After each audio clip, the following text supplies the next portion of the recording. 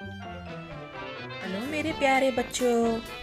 तो आज के इस वीडियो में हम रिमझिम भाग 3 के पाठ 8 बंदर बाट के कठिन शब्द, शब्दार्थ और अभ्यास कार्य सीखेंगे। तो चलो बच्चों, समय को ना गंवाते हुए वीडियो को स्टार्ट करते हैं, आरंभ करते हैं। तो चलो बच्चों, हम इसको आरंभ करते हैं।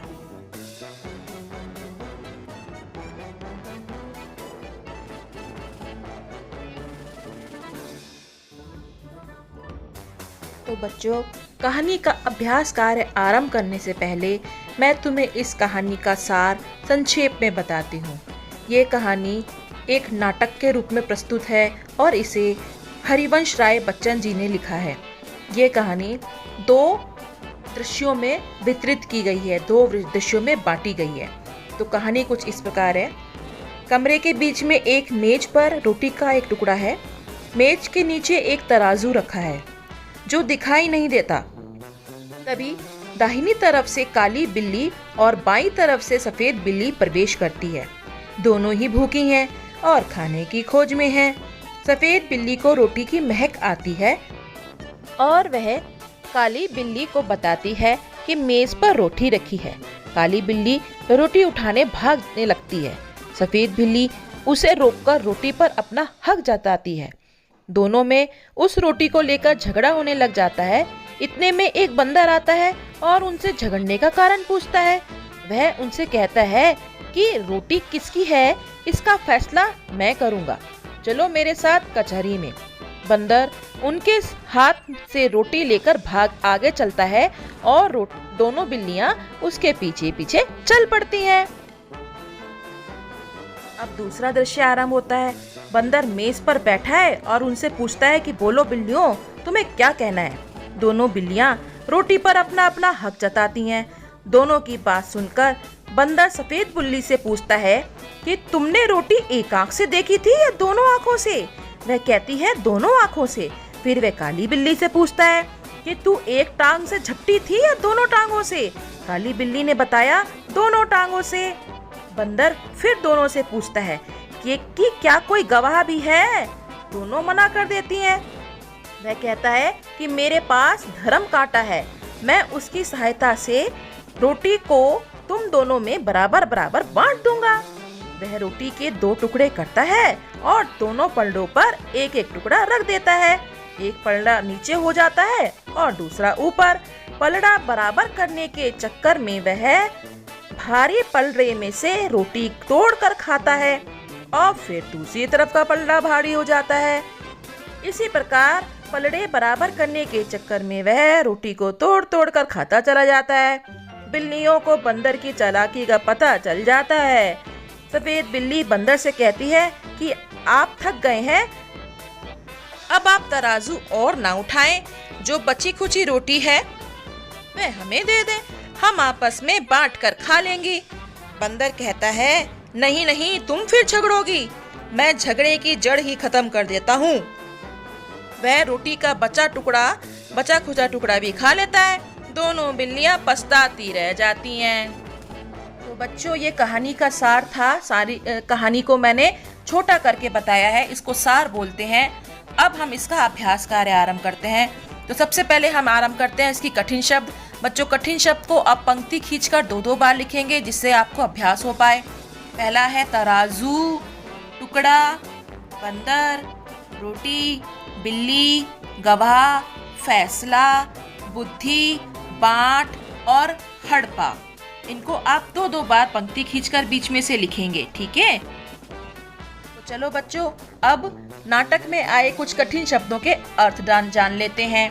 पहला है मेजपोश। मेजपोश मतलब मेज पर बिछाने वाला कपड़ा। तराजू मतलब सामान तोलने का औजार। फैसला मतलब निर्णय लेना। हक मतलब अधिकार। कचहरी मतलब वह जगह जहाँ झगड़ों की सुनवाई होती है, कोर्ट बोलते हैं जिसे अंग्रेजी में। गवाह मतलब साक्षी। बुद्धि मतलब दिमाग। हड़पा मतलब छीना। तो ये बच्चों शब्दों के अर्थ हैं जो तुम्हें सदैव याद होने चाहिए, तभी तुम कहानी का या किसी भी कविता का मतलब समझ पाओगे। तो इन्हें लिखो और याद करो। बच्चों अब मैं इसके प्रश्नोत्तर बताती हूँ तुम्हें। लड़ाई झगड़ा, दोनों बिल्लियों के बीच झगड़े की जड़ क्या थी? जड़ मतलब कारण क्या था, क्यों झगड़ रही थी वो? उत्तर है दोनों बिल्लियों में झगड़े की जड़ एक रोटी का टुकड़ा था। दोनों का कहना था कि रोटी मेरी है, दोनों ये कह रही थी कि रोटी मेरी है, रोटी मेरी है। यही झगड़े की जड़ थी। अब इसके बाद है उनके झगड़े का हल कैसे निकाला गया? हल मतलब फैसला कैसे किया गया, मतलब झगड़ा कैसे सुलझाया गया? उत्तर है उनका झगड़ा देखकर एक बंदर वहां आ गया। उसने रोटी को दो हिस्सों में तोड़कर एक तराजू के दोनों पलड़ों पर रख दिया। फिर उसने देखा एक पलड़ा नीचे हो गया है, दूसरा ऊपर। पलड़ा बराबर करने के चक्कर में वह रोटी तोड़ तोड़ कर खाने लगा। थोड़ी देर में मैं पूरी ही रोटी खा गया। रोटी खत्म होते ही दोनों बिल्लियों के बीच झगड़ा भी खत्म हो गया, क्योंकि उन्हें समझ में आ गई बात कि बंदर ने हमारे साथ चालाकी की है। हमारे झगड़े का फायदा उठाते हुए वह रोटी खुद हड़प कर चुका है। अब आगे है तुम किस किस के साथ अक्सर झगड़ते हो? झगड़ते समय तुम क्या क्या करते हो? जब तुम किसी से झगड़ते हो तो तुम्हारा फैसला कौन करवाता है? फैसला मतलब तुम्हारी लड़ाई का निर्णय कौन कराता है, सुलझाता कौन है तुम्हारी लड़ाई को? उत्तर है मैं अक्सर अपने भाई बहनों के साथ झगड़ता हूँ या झगड़ती हूँ। झगड़ता वो लिखेंगे जो लड़के हैं और झगड़ती वो लिखेंगे जो लड़कियां हैं। झगड़ते समय मैं उनके बाल पकड़ लेता हूँ या लेती हूँ। हमारे झगड़े का फैसला हमारे पिताजी कराते हैं या माताजी भी लिख सकते हैं यहाँ पर। ठीक है। अगला प्रश्न है बच्चों जूले। लेह में लोग एक दूसरे से मिलने पर एक दूसरे को जूले कहते हैं। जैसे हम एक दूसरे से मिलते हैं तो क्या कहते हैं? नमस्ते, हेलो, हाय, है ना? तो लेह में कहते हैं जूले। मिलने पर दोनों बिल्लियां एक दूसरे को नमस्ते कहती हैं। तुम इन लोगों से मिलने पर क्या कहती हो? तुम्हारी सहेली या दोस्त से, तुम्हारे शिक्षक से, तुम्हारी दादी नानी से, तुम्हारे बड़े भाई बहन से मिलकर तुम क्या कहते हो? क्या संबोधन का शब्द इस्तेमाल करते हो? उत्तर है बच्चों तुम्हारी सहेली या दोस्त से मिलने के लिए कहते हैं हाय, हेलो। और शिक्षक से मिलते हैं तो हाय हेलो तो नहीं कर सकते ना, नमस्ते बोलते हैं, गुड मॉर्निंग, गुड आफ्टरनून बोलते हैं या प्रणाम भी बोलते हैं। तुम्हारी दादी नानी से मिलते हैं तो क्या कहते हो? चरण स्पर्श दादी जी, नमस्ते दादी जी, नमस्ते नानी जी। और तुम्हारे बड़े भाई बहन से मिलते हो तो क्या कहते हो? गुड मॉर्निंग या नमस्ते। ठीक है, तो ये अपनी अभ्यास पुस्तिका में करो। अगला प्रश्न है अब पता लगाओ कि तुम्हारे साथी कक्षा में कितने अलग अलग तरीकों से नमस्ते कहते हैं। मतलब अपनी क्लास में ये देखना है कि नमस्ते शब्द को किस किस लैंग्वेज में किस किस तरह से बोला जाता है। ठीक है, तो जैसे अंग्रेजी में नमस्ते को बोलते हैं हेलो, गुड मॉर्निंग, और हिंदी में बोलते हैं नमस्ते, प्रणाम भी बोलते हैं, और दूसरी लैंग्वेजेस में नमस्ते को कैसे कैसे बोला जाता है। तो ये बच्चों आपको अपने आप अपनी कक्षा में अपने साथियों से, अपने सहपाठियों से पूछ कर लिखना है। ठीक है। अब है तुम्हें क्या लगता है अगर बंदर बीच में नहीं आता तो तुम्हारी राय में रोटी किस बिल्ली को मिलनी चाहिए थी? उत्तर लिखेंगे बच्चों रोटी किसी भी हालत में किसी एक बिल्ली को नहीं मिलनी चाहिए थी। उस पर दोनों का बराबर हक था, दोनों को आधी आधी रोटी मिलनी चाहिए थी, क्योंकि एक ने उसे पहले देखा और दूसरी ने उसे झपटा, है ना? तो दोनों का ही आधा आधा हक हुआ, इसलिए रोटी दोनों को बराबर बराबर ही मिलनी चाहिए थी। आगे है बंदर ने बिल्लियों से यह सवाल क्यों पूछा होगा कि उन्होंने रोटी एक आंख से देखी थी या दोनों आंखों से, एक टांग से झपटी थी या दोनों टांगों से। ये बंदर की सारी चाल थी बच्चों। वो ये जताना चाह रहा था कि ताकि बिल्लियों को यकीन हो जाए कि बंदर सच में हमारे लिए सही न्याय करेगा। तो इसका उत्तर हम यही लिखेंगे। ऐसे सवाल पूछने के पीछे उसकी यही मंशा रही होगी। मंशा मतलब उसका दिमाग, उसकी बुद्धि यही काम कर रही होगी, उसका यही मन कर रहा होगा कि वह बिल्लियों को भरोसा दिला सके कि वह उनसे पूरा पूरा न्याय करेगा। बिल्लियों को भरोसा हो जाए, वो रोटी उसके हवाले कर दें और फिर चालाकी से रोटी हड़प ले। बंदर बांट। इस कहानी का शीर्षक बंदर बांट क्यों है? मतलब क्यों शीर्षक बंदर बांट रखा गया? शीर्षक मतलब कहानी का नाम। उत्तर है बच्चों, कहानी का शीर्षक बंदर बांट इसलिए है क्योंकि बंदर रोटी का बंटवारा करता है। बराबर बांटने के चक्कर में वह पूरी ही रोटी खा जाता है, इसलिए इस कहानी का शीर्षक बंदर बांट है। अब है, तुम नाटक को क्या नाम देना चाहोगी? नाटक का नाम क्या रख सकते हो तुम? क्या शीर्षक रख सकते हो? यहाँ बच्चों मैंने 4 शीर्षक लिखे हैं, आपको कोई और भी शीर्षक पसंद आए तो वो भी आप लिख सकते हो। मैंने लिखे हैं दो के झगड़े में तीसरे को लाभ, दूसरा लिखा है बंदर की चालाकी, तीसरा लिखा है चालाक बंदर और चौथा लिखा है मूर्ख बिल्लियाँ। आपको जो अच्छा लगे आप वो लिख सकते हैं या इनमें से भी कोई लिख सकते हैं। अच्छा लगने का मतलब बच्चों ये नहीं है कि कहानी से मिलता जुलता ना हो, कहानी के सार से रिलेटेड, कहानी के मतलब से रिलेटेड होना चाहिए शीर्षक सदैव। तो आप कोई भी शीर्षक छांट सकते हैं और अपने मन से लिख सकते हैं। जो शीर्षक तुमने दिया है उसे सोचने का कारण बताओ। जो शीर्षक तुमने लिखा है, जो नाम तुमने कहानी का लिखा है, उसको तुमने क्यों लिखा है, उसका कारण बताओ। उत्तर है बिल्लियां रोटी को लेकर झगड़ा करती हैं। दोनों पूरी रोटी अकेले खाना चाहती हैं। इसी बीच एक बंदर वहां आ जाता है। वह कहता है कि रोटी मुझे दे दो, मैं दोनों के बीच बराबर बराबर बांट दूंगा। बराबर बांटने के चक्कर में वह पूरी रोटी खा जाता है। इस प्रकार 2 के झगड़े में उसी को लाभ हो जाता है, इसलिए मैंने कहानी का शीर्षक लिखा 2 के झगड़े में तीसरे को लाभ। और जो बाकी के 3 शीर्षक लिखे हैं उसको इसी के अकॉर्डिंग आप लिखेंगे कि इसके कारण क्या है।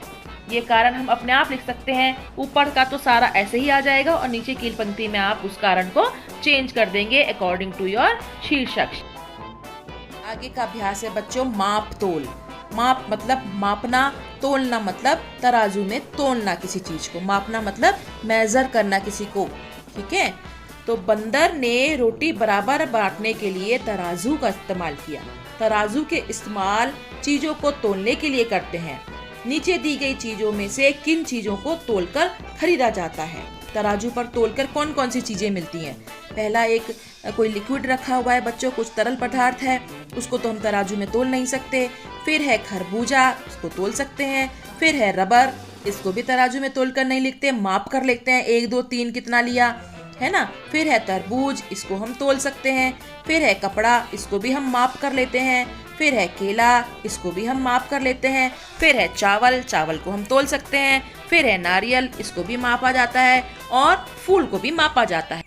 तो तराजू से तोलने वाली चीजों में हो गए बच्चों खरबूजा, तरबूज और चावल, इनको हम तोल सकते हैं। बाकी सब चीजों को हम माप कर लेते हैं।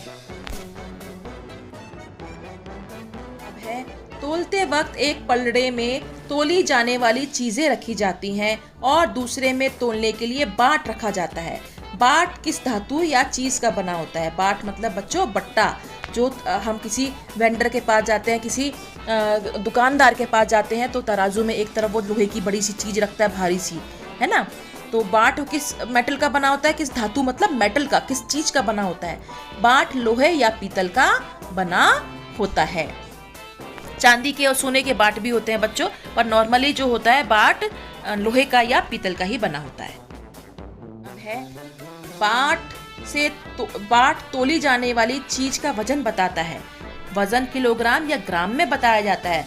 तो तोलने वाली चीजों को हमेशा ग्राम में या किलोग्राम में मेजर करते हैं। पता करो बाजार में कितने किलोग्राम या ग्राम के बट्टे मिलते हैं। फल वाले, सब्जी वाले या परचून की दुकान में पता कर सकते हो, जाकर पता करना है आपको, है ना, कौन कौन से बट्टे हैं उनके पास में। तो यहाँ उत्तर मैंने लिखा है, आप अपने आप देखकर भी लिख सकते हैं, पता करके लिख सकते हैं। 10 किलो, 5 किलो, 2 किलो, 1 किलो, 500 ग्राम, 200 ग्राम, 100 ग्राम, 50 ग्राम, है ना। तो ये ग्राम वाले लिखे हैं, ऊपर किलो वाले लिखे हैं। 1 किलो में बच्चों 1000 ग्राम होते हैं। ठीक है बच्चों, तो ये आप लिख लेंगे। अब है वाह क्या खुशबू है। बिल्लियों को रोटी की महक आ रही थी। महक मतलब खुशबू, फ्रेग्रेंस। तुम्हें किन किन चीजों के पकने की महक अच्छी लगती है? क्या चीज पकती है तो तुम्हें खुशबू अच्छी लगती है? ये तुम अपने आप भी लिख सकते हो, यहाँ मैंने आंसर लिखा है, उसको भी लिख सकते हो। जैसे जो मुझे अच्छा लगता है वो मैंने लिखा है। राजमा, छोले, शाही पनीर, पकोड़े, हलवा, चाउमीन आदि ये मुझे अच्छी लगती है खुशबू। जो तुम्हें अच्छी लगती है अब तुम लिख सकते हो। और किन किन चीज़ों की महक आती है जो खाने से जुड़ी हुई नहीं है, मतलब कैसी कौन सी गंध आती है, या दुर्गंध भी लिख सकते हैं। गंध का अपोजिट विलोम होता है दुर्गंध। खुशबू जिसकी अच्छी है उसको सुगंध बोलते हैं, जिसकी खुशबू अच्छी नहीं होती उसे दुर्गंध बोलते हैं। जैसे साबुन की सुगंध, जूते पॉलिश की। ठीक है, उत्तर हम लिखेंगे पेट्रोल की गंध, पाउडर की सुगंध, फेस वॉश की सुगंध, सब्जी जलने की दुर्गंध और दूध जलने की दुर्गंध। दुर्गंध मतलब गंदी खुशबू, बुरी खुशबू जो हमें अच्छी नहीं लगती। आगे है बच्चों, मुझे महक रोटी की आती। इस वाक्य को हम इस तरह भी लिख सकते हैं, मुझे रोटी की महक आती है। ठीक है, आती। तुम भी इसी तरह नीचे दिए गए वाक्यों के शब्दों को आगे पीछे करके लिखो। जो हमारा ये नाटक है बच्चों, उसमें जो शब्द लिखे गए हैं वो तरोड़ मरोड़ के लिखे गए हैं। उनको एक कविता का रूप देने की कोशिश की है हरवंश राय बच्चन जी ने। तो हम इन शब्दों को हेर फेर करके सही रूप में लिखेंगे। तो पहला है, उसी खोज में मैं भी निकली। मैं भी उसी खोज में निकली, इसका उत्तर ये लिखेंगे। फिर है, रखी मेज पर है वो रोटी मेज पर रखी है, इसको हम इस प्रकार लिखेंगे। इसके बाद है बच्चों, डरती थी उस तक जाने में मैं जाने में डरती थी। मैं नहीं दिया है तो मैं नहीं लिखेंगे। मैं ले जाने तुझे ना दूंगी, मैं तुझे नहीं ले जाने दूंगी। फिर है, जो पहले देखे हक उसका है रोटी पर। जो पहले देखे उसका रोटी पर हक है। तो इस तरह हम शब्दों को हेर फेर करके दूसरी तरह से वाक्य भी लिख सकते हैं। अब है बच्चों एक और बंटवारा। अगले दिन दोनों बिल्लियों को एक तरबूज मिला। दोनों सोचने लगी इस तरबूज को कैसे बांटा जाए। तभी फिर से बंदर आ गया। आगे क्या हुआ होगा, अब अपना आप लिखो। अब बिल्लियों को उनकी चालाकी, तो बंदर की चालाकी समझ में आ गई होगी। अब थोड़ी उसने तरबूज दिया होगा उनको, उन्होंने तरबूज उसको दिया होगा। तो हम उत्तर लिखेंगे। उसने, बंदर ने यानी कि, बिल्लियों से कहा, तरबूज मेरे पास लाओ, मैं बराबर बराबर तुम दोनों में बांट दूंगा। बिल्लियों को बंदर की चालाकी के बारे में अच्छी तरह पता था। उन्होंने फौरन कहा, नहीं नहीं, हम अपने आप बांट लेंगे। अब हमारी बुद्धि खोटी नहीं है, खोटी मतलब खराब नहीं है, हमारे अंदर समझदारी आ गई है। मतलब अब हम समझदार हो चुकी हैं, अब हम बेवकूफ नहीं बनेंगी। इतना सुनना था कि बंदर चुपचाप वहां से खिसक गया। बिल्लियों ने आपस में तरबूज बांटकर खा लिया। तो इस कहानी से हमें शिक्षा मिलती है बच्चों कि अपने झगड़े के बीच में तीसरे को कभी नहीं लाना चाहिए और अपने झगड़ों का फैसला स्वयं ही करना चाहिए। और हमें हमेशा समझदारी से ही काम लेना चाहिए, या ये भी कह सकते हैं कि अगर किसी का झगड़ा हम सुलझा रहे हैं तो उसमें चालाकी हमें नहीं दिखानी चाहिए। तो धन्यवाद बच्चों, मुझे आशा है कि आपको ये अभ्यास कार्य, मेरे द्वारा बताया गया सार अभ्यास कार्य सब पसंद आया होगा, है ना। अच्छा लगा तो अपनी कॉपी में करो और इसको याद भी करो।